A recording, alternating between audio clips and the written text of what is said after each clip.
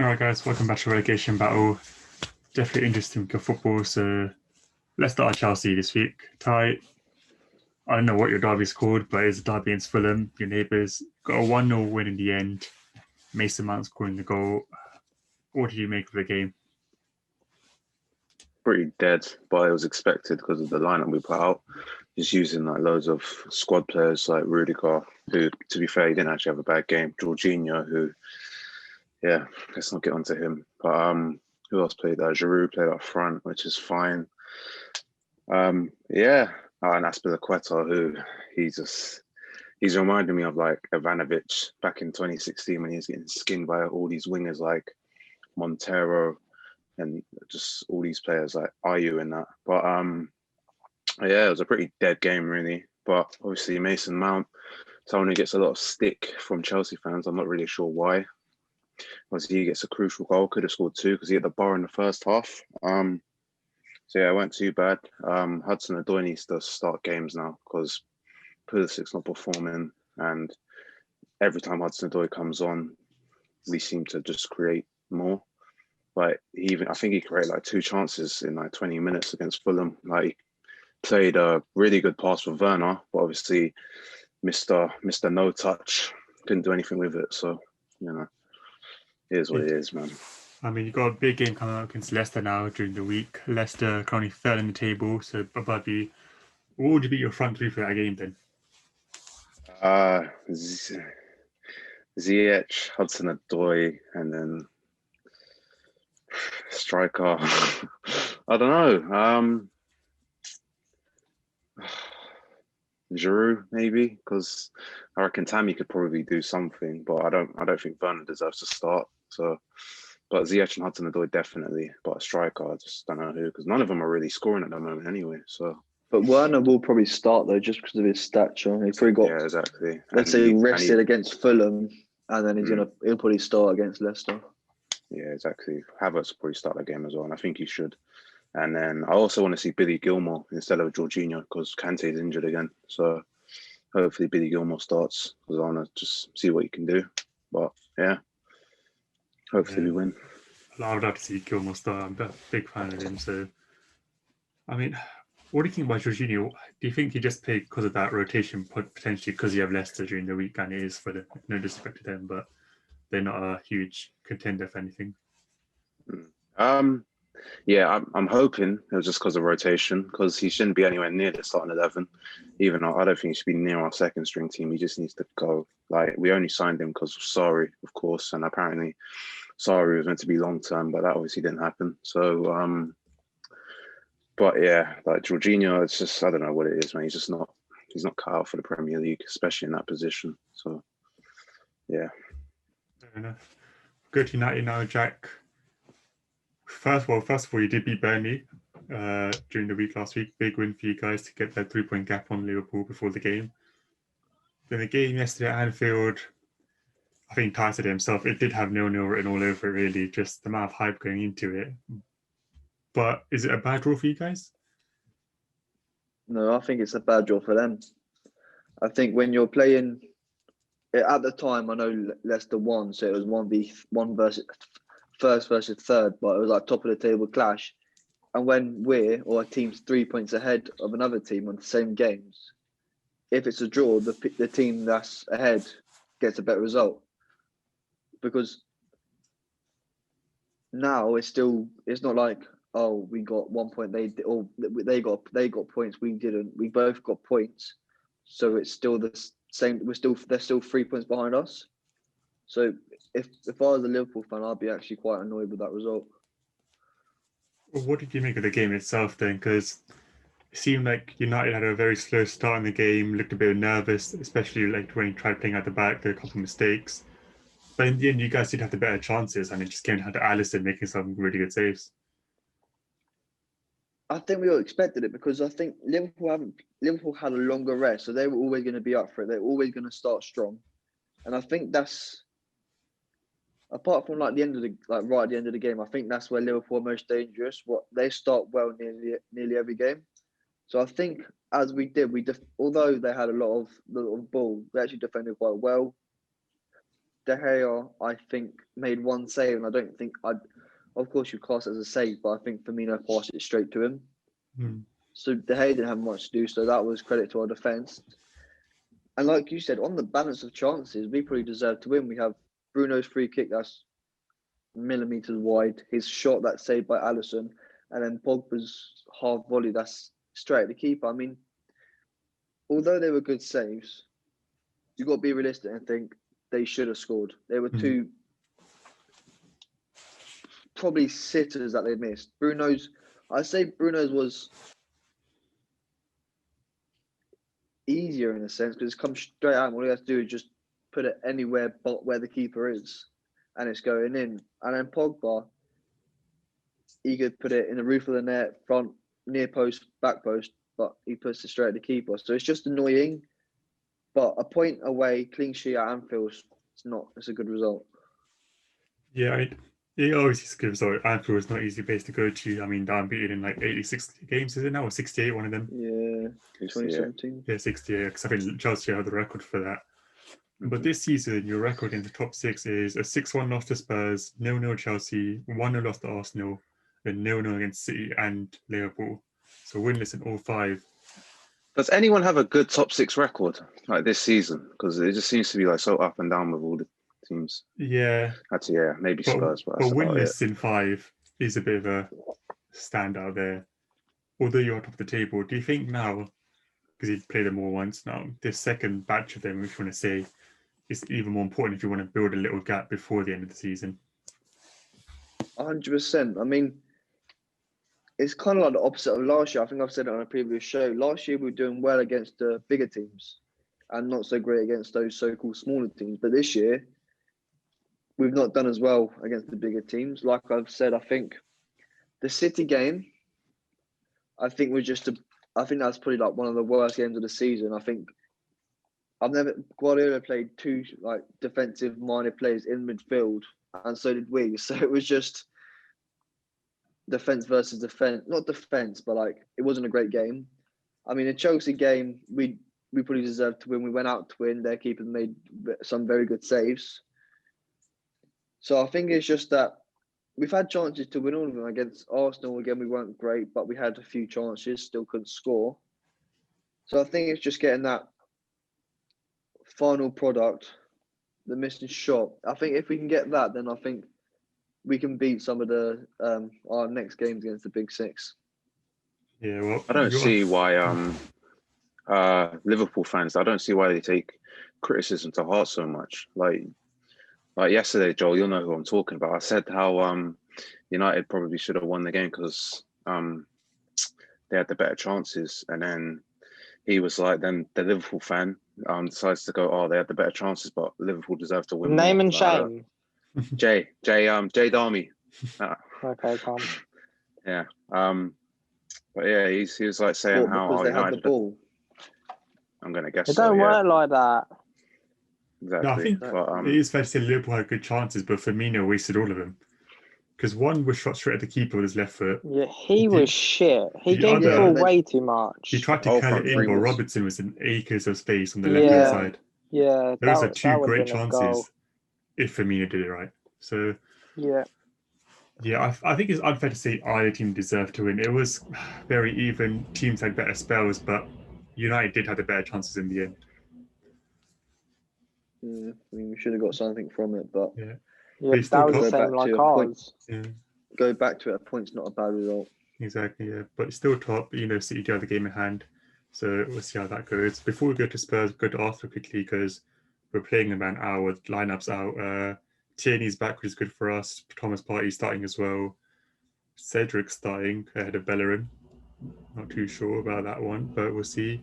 Smith Rowe starting and Martinelli's back on the bench for us.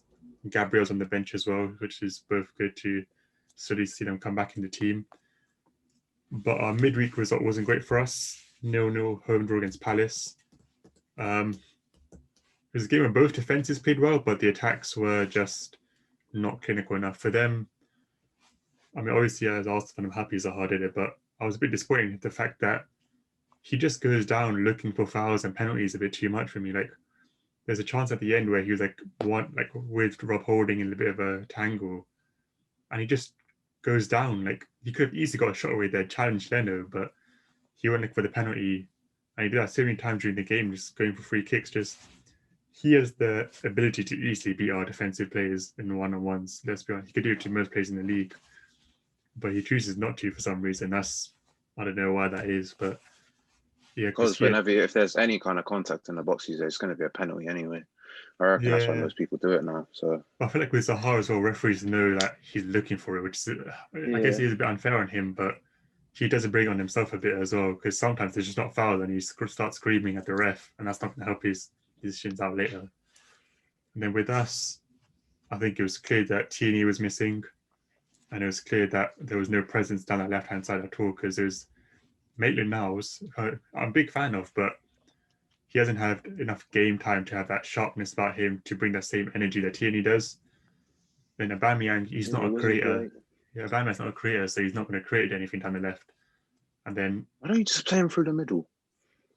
Well, to be fair, Lacazette he's been on great form. I think he's 5 in his last 4 or 4 in his last 5. But the way Palace defended, they were so deep and narrow, we couldn't get Smith Rowe or Lacazette on the ball in the middle very well. Like Smith Rowe was always coming out wide, and we just couldn't get Lacazette on the ball enough to use that confidence he had. And down the right hand side, Saka and Smith Rowe are combining well, but Bellerin just doesn't want to play forward for some reason, or he tried to take on someone and just lost the ball. He's not very good at going forward as well, so it's a bit of an issue for us. But hopefully today's a bit better against Newcastle. They are struggling a lot near the relegation zone as well, and we need 3 points if we want to start closing the gap with his teams come end of the season as well. We should have already won that Palace game, but yeah, I think it's important that we start getting these points, especially Aubameyang getting these goals as well, because the longer he goes without scoring, it's not going to be good for us as a team, because we have relied on him a lot. So when you get back to the point where he's scoring more often than not. But I think a point I want to bring to you guys is I was talking with a couple of Arsenal fans. I think Aubameyang was made captain because at the time, obviously Xhaka, the incident happened with him. But Aubameyang was the only performer scoring goals-wise. Like, he was just bagging goals for fun at the point, even though we weren't doing well as a team. Do you guys think he's a leader, though, in the Arsenal team, in the Arsenal setup? I don't know personally, but I could be wrong. He doesn't see. He not quiet, but he doesn't seem like he was shout at everyone to say, "Oh, give me the ball, get in position," stuff like that. I mean, I'm not saying he doesn't speak, but he doesn't seem to me anyway that he's the type of guy to keep shouting. So maybe he just he was given the captaincy because the incident with Xhaka, and he was basically your whole team for a couple of months in that end of the season. So maybe he was giving it to merit rather than who it actually should be. Yeah, he's one of them guys that he's not going to be a Roy Keane and tell everyone what to do, and that he's one of them that just leads by example. Like, similar to, obviously, Grealish is more of a leader now, but before he wasn't as much. Like, so yeah, he's leading on the pitch. Yeah, like exactly. with his footballing ability. So Aubameyang was leading away or showing like what the players should do, what the players should follow. But obviously, I wouldn't say the captaincy is he's put more responsibility on him, but I wouldn't say that's like the reason of him like becoming. Yeah. I wouldn't say bad, but having a poor season. Yeah.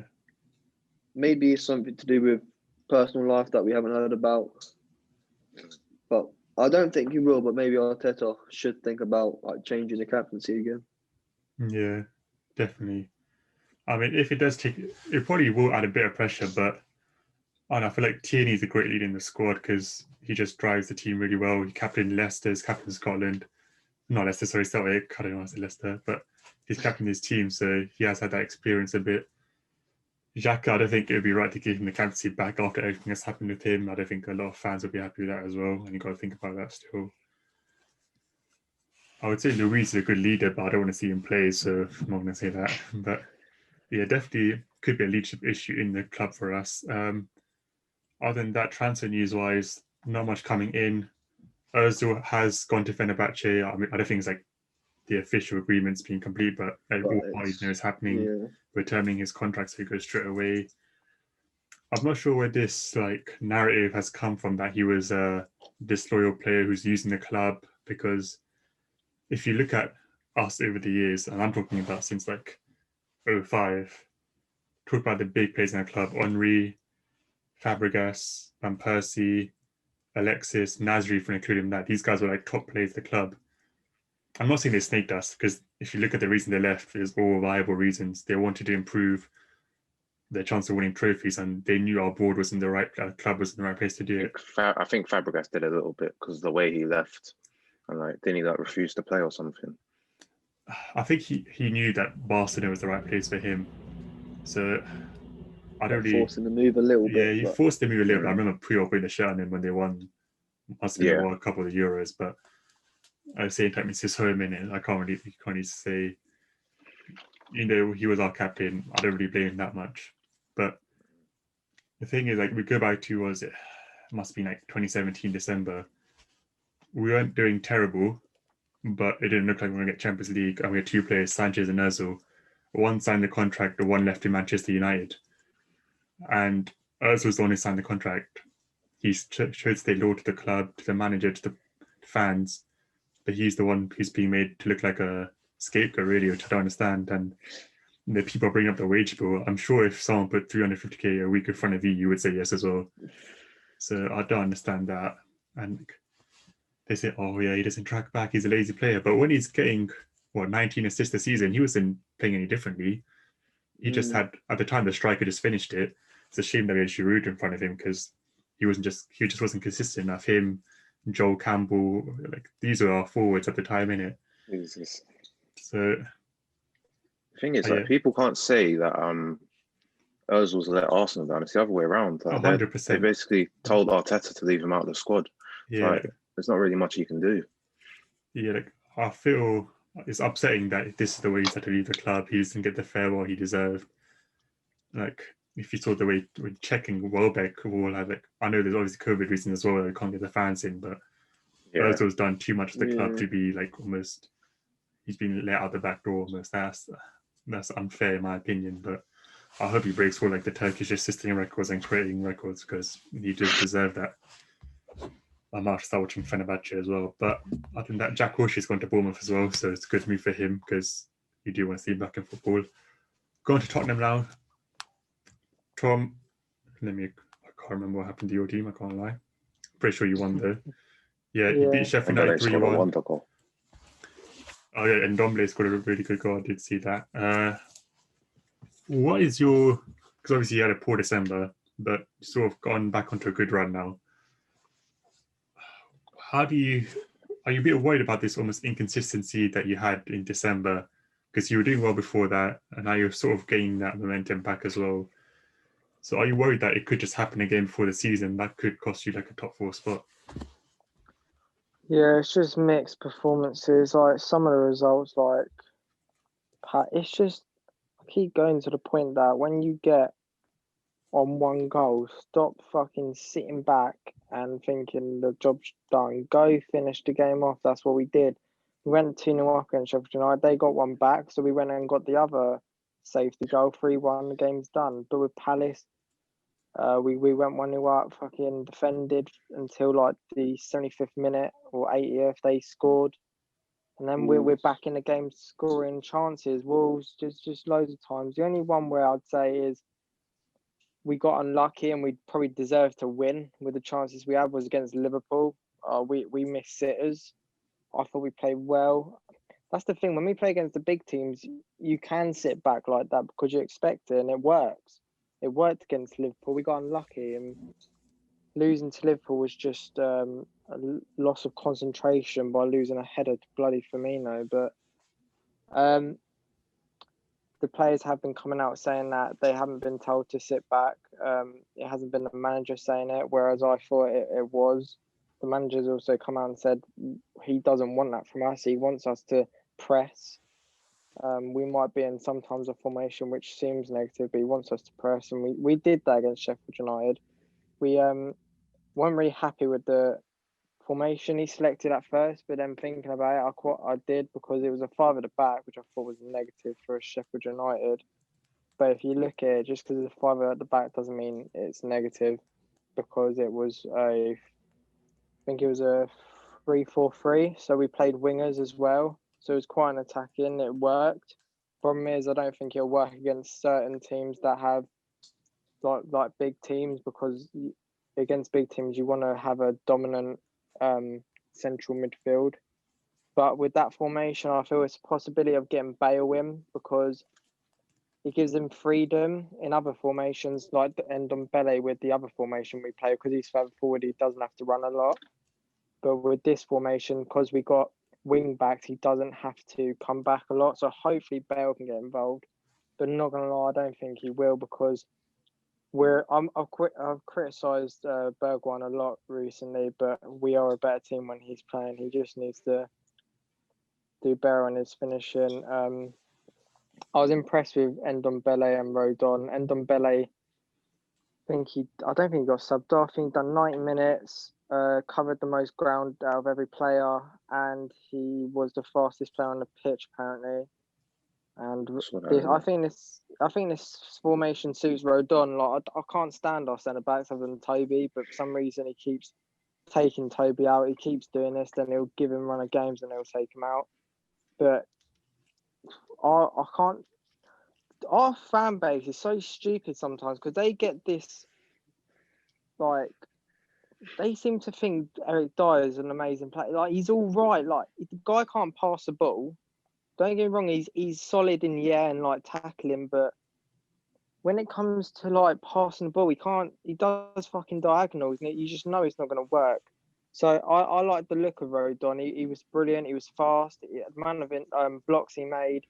He's tall. He's young. I'd keep playing him.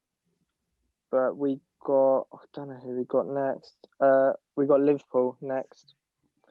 So that will be interesting. I don't think we'll win, but I say that all the time, and every time we've played them recently, we seem to deserve something, but we don't get nothing. But we need to beat them to really bring our confidence back where it was a couple of months ago. Yeah,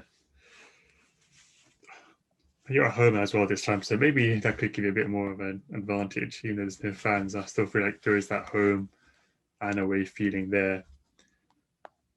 Yeah. Other than that, Man City are on a great run. I'm looking at their recent run. Since that Tottenham loss, they've actually gone unbeaten, which I didn't realise. But I think a large part of that is due to the Stones and Diaz combination at the back. Diaz come in, I think, after the Leeds game for them, maybe after the Spurs game for them, and he's just settled in really well. He played against us. Okay, maybe just before the Spurs game then. He's adapted fairly quickly as well to the league. I think they needed that as well, because Company left last season, the season before, and they didn't really replace him properly. And Laporte's got the injury problems. Gary Gossi is off to Barcelona, so they needed a centre back. He stepped up to the plate. John Stones, who I think we all just assumed was finished, but he's come back, and we're at the point in the season where the Euros are coming up, so Southgate's definitely on the lookout for the players now. So he's definitely, I think, one to look out for the rest of the season. And I mean, they beat Palace 4-0, I want to say yesterday. Yeah, definitely yesterday. Yeah. And all 4 goals are pretty good. So yeah, De Bruyne got his 100th assist, I'm pretty sure, for Man City, outside the boot cross as well. Brilliant way to do it. Gundogan scored a great goal. Sterling with the free kick as well. He might be able to kick on as well, because he's been in a bit off form. But City, I think, because they were a bit low in the table due to their games in hand, people almost forgot about them a bit. They looked at the Liverpool United running. So I think if they win, they do go top as well now. So definitely Pep wants that trophy back, I'm sure. So definitely look out for them. Leicester as well. Good win for them. Trying to remember who was over. Southampton, yeah. MADDISON, good goal for him. And then Harvey Barnes as well, late at the end to get the job done. Leicester are second or third now, maybe, because City's come through. No, yeah. Yeah, Third, third. yeah. I think they're a point behind United. They're above Liverpool, so they're doing really well. But they're in a similar position last year as well. Not as close to the leaders, but as in the top four. It's a lot closer this year as well, so they can't really bottle it the way they did last year. But if Vardy stays fit, if Maddison stays fit, Tielemans as well is influential in that win over Southampton. So they can definitely put up a better chance if they stay fit, of course, because the players definitely have the quality now. I think Maddison's another one who sadly needs to be looking out for, because he's been on great form recently. If he can carry it on to the rest of the season, he can provide a great attacking outlet for England as well. Set pieces are important for us at the World Cup. He's a great set piece taker. And I think, Ward-Prowse is doing well. He offers a bit more than Ward-Prowse in the non-set piece area as well. He's a great creator of the ball and he has a great shot on him as well. So I'd love to see him being included. Other than that, Sheffield United did win a game. It's important to say that. They did beat someone. Yeah. I want to say Newcastle. Newcastle. Yeah, Newcastle. It was Newcastle. Yeah. So that's their first win of the season. They're battling with Derby from 07, 08 to see who has the worst record. But I think Sheffield won't get their record, but they're definitely going down, I'd say. Well, they're now 5. Yes. A win and 2 draws. Yeah. And what did Derby get? 12? I think it's 11 or 12, yeah. I think it's 7 more points in what? 21 games? How many get left? I think it's around 20 games left. Yeah. Something like that. No, 21. I think I look at all teams in 18. Yeah, so 21 games, 7 points. Shouldn't be that difficult, but it's a draw every 3 games. But other than that, I think going around Europe, Poch won his first trophy. I think it was their League Cup or something, but he's won first of his career. So that's a good start for him at PSG. I think I saw today as well, Neymar and Mbappe don't seem to be leaving. They want to stay there. They think PSG can challenge for the bigger trophies. Whether they can or not, I'm not sure. I don't think so personally, but I think if they don't win the Champions League this year, Mbappe needs to leave, man. Yeah, I want to see him. Yeah, I want to see him in one of the big leagues. Have you seen their squad? Their squad's shit. Yeah, but exactly. But I feel like Mbappe, he's ready to have an impact at Real Madrid or Barcelona, one of these clubs, rather than playing against Dijon on the weekend. You know what I mean? So I feel like he's ready for that step up now and not waste his time playing against these Ligue 1 teams. Fair enough, he's getting Champions League football guaranteed, but you can have a bigger impact somewhere else, grow your fan base even more, get probably better deals as well, better management. So I think it's definitely something he needs to look out for. So as well as Neymar, who's coming to the later stages of his career probably, because we didn't see With Neymar, it's not as bad because he already done it at Barcelona. Yeah. He already won the treble there, so it's not as bad. But Mbappe does need to do it in one of the big leagues. Yeah, but Neymar still has that one more to offer. If you know what I mean, he can still get one more Champions League for a Barca. So yeah, he could still get a PSG. Don't get me wrong, but it just feels like a waste of it if they don't get it as well. Whereas in Barcelona, if they try, it seems like they gave it a proper go with a proper team with Neymar, with Messi if he stays. But I think Dele Alli might be on his way there as well. I think Poch is adamant that he wants him there. Could be a good move for him. He doesn't have the best time at Spurs right now, so he will rip up that league. Yeah, I would not be surprised at that. Good news for England. Yeah, if Ali hits form, could be very useful with the Euros as well. So another one to look out for there. In Italy, Inter beat Juve 2-0. Vidal and Barella with the goals. So that helps AC Milan out as well a bit because Juve had a couple of games in hand on them, but now they're losing 3 points as well. It's good. But AC, but of course for Inter as well because they closed the gap to AC Milan. Napoli won 6-0 against Fiorentina, so big win for them there. They're starting to hit form as well. And the title race there is actually looking quite good. So definitely would recommend watching that. Dortmund do what Dortmund do best and bottle it. They had a chance to go above Union Berlin and Leverkusen because Berlin beat Leverkusen, but instead of doing that, they drew against Mainz, who are bottom of the table, 1-1. And I feel like that's just typical Dortmund when they have a chance to close the gap on plays, the clubs ahead, put a bit of pressure on Bayern, they crumble almost. And I feel like it's eventually when this team almost does reach its peak, they'll just sell everyone anyway and try getting new young players in. So it's just a recurring cycle with Dortmund at the moment, which is disappointing with the talent they have. But I think it's just what we come to expect from them. In Spain, Messi got sent off for the first time for Barcelona in the Super Cup final against Bilbao. Bilbao winning 2-1. They beat Real Madrid to get their result. They beat Real Madrid 2-1 in the semis. I think Raul Garcia got both goals that time. This time, Inaki Williams scored a great win in extra time, curled in the far post. Stuff like someone scored a goal on the weekend. It's in the Gundogan's a bit further out to the left. So great goal for him. Great win for Bilbao to beat the two biggest teams there as well. Then I believe that is it, unless I've forgotten anything that you guys want to talk about. I think no. Yeah, well, Arsenal will play in about half an hour. Hopefully get a good win there. I'm going to say 4-0 Arsenal. Feeling confident because Newcastle are not good. And we've got a good team. Just about beat them in the cup though. Yeah, but I did say Arsenal because I got on Meeting Sports Newcastle at uni. I was like, I think the cup game will be close, for the league you will get smoked. I feel like we've got a stronger team out now as well.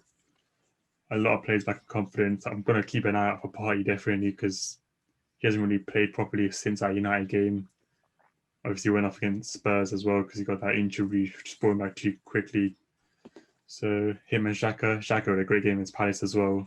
Maybe they can start a good partnership that can get us through to the end of the season. But yeah, other than that, I'm going to make sure Jay Darwin watches this as well, especially for you, Ty. But yeah, have a nice. Before I think it's time to talk. I think it's time we sit down and just say what's going on.